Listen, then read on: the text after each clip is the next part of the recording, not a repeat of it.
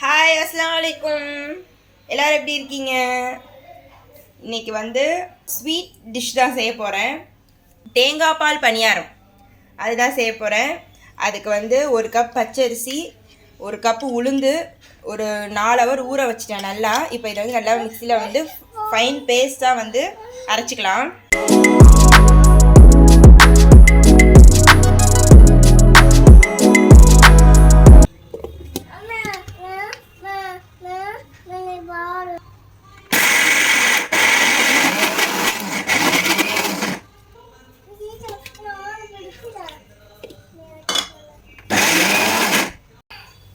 மாவு இப்போ வந்து நல்லா நைஸாக அரைச்சிட்டேன்.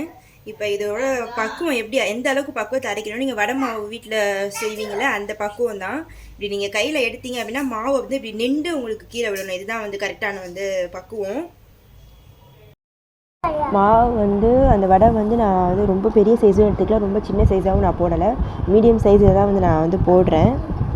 வேணுன்றவங்க ஸ்பூன் வச்சு கூட நீங்கள் வந்து மாவை வந்து ஆயில் ஆட் பண்ணிக்கோங்க. கோல்டனாக சேஞ்ச் ஆக விடாதீங்க கலரை. சிம்மில் வச்சு உள்ளே நல்லா வேகிற மாதிரி நல்லா குக் பண்ணுங்கள். பட் கலர் சேஞ்ச் ஆக வேணாம், அதுக்கு முன்னாடி எடுத்துருங்க.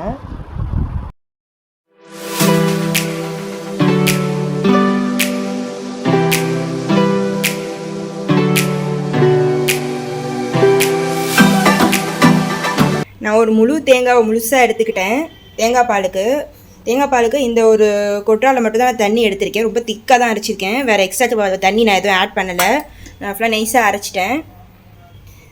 தேங்காய் பால் எடுத்துட்டேன். சுகர் ஆட் பண்ணிக்கலாம். தேங்காய் பாலில் ஏலக்காய் தூள் ஆட் பண்ணுறவங்க ஆட் பண்ணிக்கோங்க.